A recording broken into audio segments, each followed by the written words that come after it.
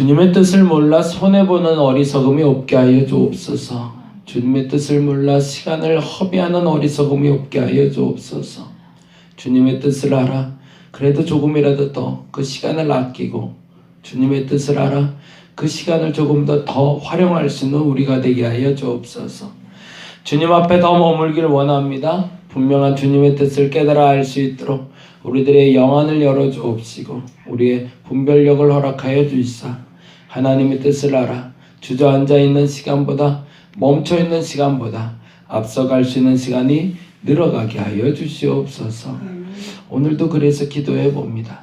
아직도 무지하여 우리가 주님의 뜻 분별할 수 없사오나 주여 지혜 허락하여 주시사 주님의 뜻대로 주께서 우리에게 허락하시는 큰 은혜의 자리로 나아가게 하여 주시옵소서. 감사합니다. 오늘도 감사뿐입니다.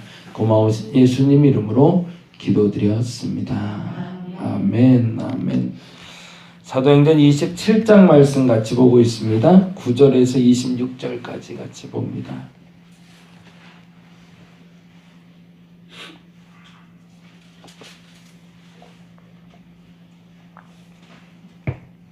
(9절에서) 26절까지 말씀. 아멘. 9절에서 26절까지 같이 한 목소리를 읽겠습니다. 여러 날이 걸려 금식하는 절기가 이미 지났으므로 항해하기가 위태한지라 바울이 그들을 권하여 말하되 여러분이여 내가 보니 이번 항해가 화물과 배만 우리 생명에도 타격과 백부장이 선장과 선주의 말을 바울의 말보다 더 믿더라. 그 항구가 겨울에 지내기에 불편하므로 거기서 떠나 아무쪼록 베닉스에 가서 겨울을 지내자 하는 자가 더 많으니 베닉스는 그레데 항구라 한 서남을 한쪽은 서북을 향하였더라. 남풍이 순하게 불매 그들의 뜻을 이룬 줄 알고 닷을 감아 그레데 해변을 끼고 항해하더니 얼마 안 되어 섬 가운데로부터 유라굴로라는 광풍이 크게 일어나니 배가 밀려 바람을 맞추어 갈 수 없어 가는 대로 두고 쫓겨가다가 가오다라는 작은 섬 아래로 지나 간신히 거루를 잡아 끌어올리고 줄을 가지고 선체를 둘러 감고 스루디스에 걸릴까 두려워하여 연장을 내리고 그냥 쫓겨가더니 우리가 풍랑으로 심히 애쓰다가 이튿날 사공들이 짐을 바다에 풀어버리고 사흘째 되는 날에 배의 기구를 그들의 손에 내버리니라. 여러 해 동안에도 별도 보이지 아니하고 큰 풍랑이 그대로 있음에 구원의 여망마저 없어졌더라. 여러 사람이 오래 먹지 못하였음에 바울이 가운데 서서 말하되 여러분이여 내 말을 듣고 그레데에서 떠나지 아니하여 이 타격과 손상을 면하였다면 좋을 뻔하였느니라. 내가 너희를 권하노니 이제는 안심하라. 너희 중 아무도 생명에는 아무런 손상이 없겠고 오직 배뿐이니라. 내가 속한 바 곧 내가 섬기는 하나님의 사자가 어젯밤에 내 곁에 서서 말하되 두려워하지 말라. 내가 가이사 앞에 서야 하겠고 또 하나님 앞에 너와 함께 항해하는 자를 다 내게 주셨다 하였으니 그러므로 여러분이여 안심하라. 나는 내게 말씀하신 그대로 되리라고 하나님을 믿노라. 그런즉 우리가 반드시 그 섬에 한 섬에 걸리리라 하더라. 아멘. 바울의 항해 소식에 대해서 말하고 있는 부분을 읽게 되었는데요. 재미난 것은 9절과 10절과 11절의 시작점이죠. 우리가 하는 일에 대한 시작점도 바울과 믿지 않은 사람들이 하는 일과 동일한 경험을 하게 되는데 그게 바로 9절부터 시작이 됩니다. 9절 말씀 같이 먼저 읽어보겠습니다. 여러 날이 걸려 금식하는 절기가 이미 지났으므로 라고 되어 있잖아요. 이 금식하는 절기에다 좀 줄을 쳐놓고요.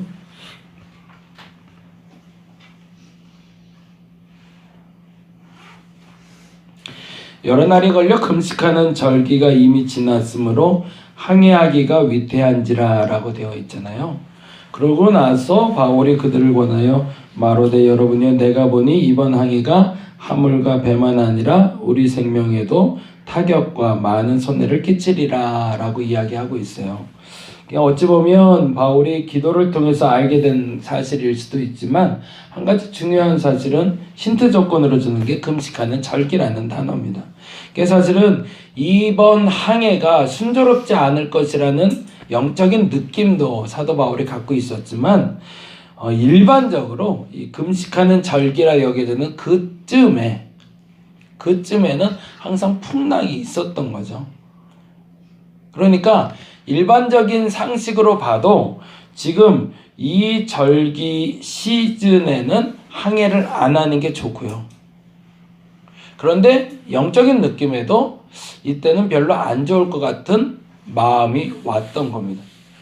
그건 무슨 말이냐면 지금 이 시기에 배를 띄우는 건 배를 띄우는 사람들의 상식에도 아니라는 얘기예요. 그게 전제가 된 사건이 오늘 본문 얘기입니다. 그런데 문제는 11절 말씀인데요. 11절 같이 한번 읽어보겠습니다. 백부장이 선장과 선주의 말을 바울의 말보다 더 믿더라 라고 되어 있어요. 여기서 만일에 백부장이 선장의 말을 바울의 말보다 더 믿더라 라고 되어 있으면 지금 말한 거하고 반대되는 생각을 할 수가 있어요. 그럼 무슨 말이냐면 선장은 항해를 했던 사람이잖아요. 그럼 배를 잘 알 뿐만 아니라 풍랑 혹 그 해의 절기에 따라서 일어나는 기후 상태에 대해서 익숙한 사람이라는 거죠. 근데 이 선장은 항해를 하고 싶은 마음이 없었을 거라는 거예요. 그런데 이 배를 움직이고 있는 게 있죠. 누구죠 지금? 선장 말고 또 하나가 있죠. 선주가 있죠. 사실은 궁극적으로 이 배를 움직이고 있는 주체가 누구냐는 거죠. 선장도 아니고 백부장도 아니고 누구라는 거죠? 선주라는 거죠. 선주는 왜 배를 띄울까요? 선장은 안전하게 항해하는 게 목적이죠. 근데 선주는 자신의 돈을 벌기 위해서죠. 실질적으로 이제 학자들 얘기가 정설은 뭐냐면 지금 이 시기에는 원래는 배를 띄우면 안 되는 시기인데 조금 뭐가 늦어졌어요. 그 전에 원래 갔던가 그 후에 가야 되는 게 맞는데 그 전에 가야 될 그 배의 수량에 실려있던 짐들이 미리 가야 되는데 가지 못하는 일이 발생을 했던 거죠. 그러니까 억지로 이 배를 출항시켜야 될 이유를 선주가 지금 설명하고 있는 겁니다. 그게 뭐냐면 로마로 가는 식량이 지금 흘러갔어야 되거든요. 근데 그 시기가 놓쳐버린 거예요.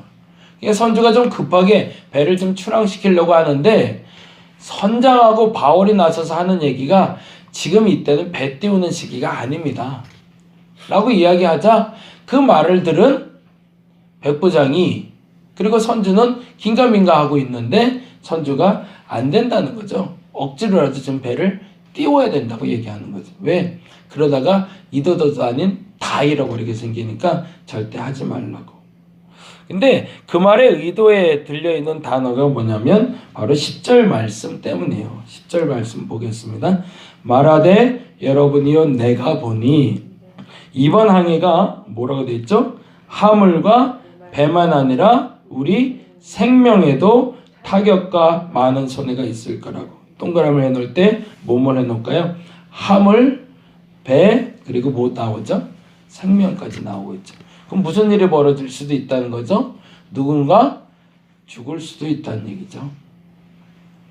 그거 알면서도 할래? 라고 얘기해요. 근데 우리 그거 알면서도 하더라는 거죠. 왜요? 나의 이득을 위해서. 하나님의 일이 결정이 되었고 나의 일이 결정이 되었다고 사람들은 생각을 합니다. 그리고 앞으로 달려가기 시작할 때 그 목적과 이유가 무엇이냐는 거죠. 때때로 요번에 올해 우리 표가 우보철이기도 하지만 조금 급하게 서둘지 않는다면 충분히 손해보지 않을 일들이 우리에게 수없이 많이 있습니다. 근데 안타깝게도요, 사람들이 그 발이 좀 급해요. 지금 안 하면 안 될 것 같아요. 지금 안 하면 안 될 것 같아서 그 발을 내디뎠다가 웅덩이에 빠지는 경우들을 종종 봐요. 남들도 알아요. 믿지 않는 사람들도 알아요. 지금 하면 안 된다는 걸. 그런데 그 일이 마치 될 거라고 착각을 하고, 아니 지금 안 하면 안 될 것 같은 그 조급함이 나를 흔들어서 나를 깨우면 그 조급함 때문에 움직였다가 낭패를 보더라는 거죠. 근데 그게 한순간에 바로 확 알게 되면 사람들이 아, 이거 진짜 잘못됐구나 그러면서 시작점에서 돌이킬 수 있는데, 시작점은 항상 우리에게 다음과 같은 결과를 가져옵니다. 그게 바로 13절인데요. 읽어보겠습니다. 13절 같이 읽겠습니다. 남풍이 순하게 불매 그들의 뜻이 이룬 줄 알고. 이렇게 착각하게 만들더라는 거죠. 거봐, 내가 빨리 좀 서두르니까 되잖아. 내가 이렇게 하면 된다고 얘기했잖아 라고 말할 만한 상황을 우리가 만나게 되더라는 거죠. 요나가 배를 띄웠을 때 마찬가지였던 것처럼. 그러면 이건 누구의 역사일까요? 하나님의 역사일까요? 사단의 역사일까요? 사단의 역사겠죠. 아니면 나의 잘못된 선택에 대한 결과겠죠. 뭔가 좀 잘 되는 것처럼 보이게 만들어주는 거죠. 왜요? 지금 멈췄다가는 그 계획이 수포로 돌아가니까. 그 계획은 뭘까요? 나를 망치려는 계획을. 근데 그 계획이 잘 성사되기 위해서는 그 목적지까지 데리고 가야 되는 거죠. 그래서 처음에 잘 되는 것처럼 보여주는 겁니다. 근데 그게 잘 되는 게 아닌 거를 알아야 되는데, 그래서 우리는 그 첫 발을 내딛고 뭔가 잘 될 것 같은 착각이 드니까 그 일을 지속하게 만들어 버리는 거죠. 근데 그 다음에 더 재미난 일이 벌어져요. 18절 말씀입니다. 같이 한번 읽어보겠습니다. 우리가 풍랑으로 심히 애쓰다가 이튿날 사공들이 짐을 바다에 풀어버리고, 거기 사공이라는 단어에 동그라미를 해놓죠. 왜 사공들이 짐을 버리기 시작했을까요? 그리고 그들이 버렸던 짐은 뭘까요? 사공들이 짐을, 이제 나중에 나오겠지만, 사공들이 버렸던 짐은 항해하는 데는 쓸모없는 짐들, 항해에 필요한 짐 외에 나머지 짐들을 버리기 시작했다는 얘기겠죠. 그런데 그 버리는 주체가 그 배에 타고 있는 선주나 혹은 그 배에 타고 있는 다른 이들이 아니라 사공이라는 거죠. 그건 뭐죠? 배의 어려움을 직감한 사람들이라는 거죠. 근데 반면에 19절에 다음과 같은 표현이 나오고 있어요. 19절 읽어봅니다. 사흘째 되는 날에 배에 뭐래요? 기구를 버리기 시작했대요. 누가? 그들의 손으로 버리기 시작했대요. 그럼 무슨 말이에요? 배에 항해하기에 최적의 상황에 돼 있게 만들어야 될 기구조차도 버리기 시작했다는 거죠. 왜요? 배의 무게를 조금 더 가볍게 해서 최소한의 피해를 얻게 하기 위해서. 이게 누구의 노력일까요? 인간적인 노력이죠. 근데 사람들이 뭐를 지키려고 이 배를 출항시켰는데? 이 모든 기구와 짐을 지키기 위해서 출항했는데. 근데 그 다음에 아주 멋진 바울의 표현이 이렇게 나옵니다. 21절과 22절이에요. 같이 한번 읽어봅니다. 여러 사람이 오래 먹지 못하였음에 바울이 가운데 서서 말하되, 여러분이여 내 말을 듣고 글에 대해서 떠나지 아니하여 이 타격과 손상을 면하였더라면 좋을 뻔하였느니라. 이거는 바울이 기도하고 했던 얘기였을까요? 그냥 느낌으로 했던 얘기였을까요? 느낌으로 했던 얘기죠. 이건 남들 다 아는 얘기 아니었냐. 여기서 우리 첫 번째 기도 제목을 찾았으면 좋겠습니다. 최소한 상식에 어긋나는 일은 하지 않기를 간절히 바랍니다. 남들도 다 알아요. 지금 배 띄우면 안 되는 거. 남들도 다 알아요. 지금 투자하면 안 되는 거. 남들도 다 알아요. 남들이 하지 않기 때문에. 근데 착각해요. 남들은 안 되는데 나는 될 것 같은 거예요. 그래서 뛰어들어요. 배팅하는 사람들이 그렇게 하잖아요. 남들이 다 안 될 것 같은데 나는 될 것 같아서 거기다 배팅했다가 다 잃어버리잖아요. 저와 여러분에게 그 믿음이, 아니 그 인정함이 첫째 있기를 간절히 바랍니다. 상식에 어긋나는 이득은 하나님이 주시는 득은 아닙니다. 그 잘못된 이득을 취하려고 노름을 하듯이 게임을 하듯이 인생을 살아가는 저와 여러분이 되지 않기를 간절히 바랍니다. 상식에 어긋나지 않는 일만 한다면 최소한 상식에 어긋나는 손해는 없을 거라는 거예요. 그게 바울의 첫 번째 말이에요. 그런데 두 번째 말이 더 멋있죠. 그냥 내가 먼저 말하지 않았냐? 상식에 어긋나게 행동하지 말자고. 근데 그 다음에 22절에 이렇게 얘기합니다. 내가 너희를 권하노니 이제는 뭐 하래요? 안심하래요. 그리고 하는 소리가 뭐라고 돼 있어요? 너희 중 아무도 생명에는 아무런 손상이 없겠고 오직 배뿐이니라. 이 말을 할 때 바울의 마음이 기분 좋게 얘기하고 있을까요? 기분이 나빠서 하고 있을까요? 너무너무 행복해서 하는 소리예요. 왜 그랬을까요? 그동안 사도 바울은 이 풍랑을 만나면서 끊임없이 기도했던 거죠. 상식에 어긋난 행동을 하는 저들을 위해서 기도해 왔던 겁니다. 그리고 그들을 위해서 기도할 때 하나님이 응답을 하셨는데 뭐라고 얘기했냐면, 원래는 상식적으로 보자면 어떤 일이 벌어져야 돼요? 처음에 읽었던 본문으로 가자면 10절에 이렇게 적혀 있잖아요. 10절 읽어봅니다. 말하되 여러분이여 내가 보니 이번 항해가 상식적으로 보자면 화물도 없어지고 배도 망가지고 또 뭐 한대요? 생명도 타격을 입을 수 있다고 그랬잖아요. 그러면은 사도 바울이 하나님하고 딜을 하고 있었던 거죠. 뭐예요? 하나님 화물을 좀 지켜주시면 안 될까요? 저들이 지금 목숨 걸고 이 배를 출항시킨 이유는 저 식량을 로마로 가져가기 위해서인데 저들이 목숨처럼 소중히 여기는 저 식량들 좀 지켜주면 안 될까요? 안 된다는 얘기죠. 왜? 너희가 상식에 어긋나는 행동을 했으니까. 그래요. 그러면 그 화물은 그렇다 치고, 그러면 이 배는 좀 안전하게 마무리해서 로마에 도착하면 안 될까요? 그것도 안 된다는 거죠. 제가 그래서 늘 부탁드리고 그냥 인정하게끔 부탁드리는 게 뭐냐면, 우리가 잘못을 하면 그 대가는 치러야 되는 겁니다. 내가 상식에 어긋나는 행동을 해놓고요, 하나님께 기도했다고 그 상식에 어긋난 행동에 대해서 아무런 대가를 치르지 않고 바른 길로 가기는 어렵습니다. 내가 상식에 어긋나는 행동을 했다면 그에 합당한 대가는 내가 치루어야 되는 겁니다. 근데 그 치르는 대가의 경중은 최소한 하나님이 결정해 주신다는 거예요. 그래서 화물도 잃어버릴 수 있고 배도 잃어버릴 수 있다는 거. 오케이, 하나님 거기까지는 우리가 상식에 어긋나는 행동을 해서 잃게 되는 것임을 내가 인정하겠나이다 라고 바울이 얘기했던 거죠. 근데 하나님 이거는 지켜주면 안 될까요? 라고 부탁했던 게 있는데 그게 뭐라는 거죠? 생명이라는 거죠. 근데 그 응답이 떨어졌다는 얘기예요. 여러분 기뻐하시기 바랍니다 라고 얘기하는 거예요. 내가 기도했는데 당신들이 풍랑받아서, 근데 그 앞에 표현에 그렇게 여러 날 별도 해도 없어서 아무것도 먹지 못할 때였거든요. 그럼 바울은 뭘 먹었을까요? 바울 혼자? 아니거든요.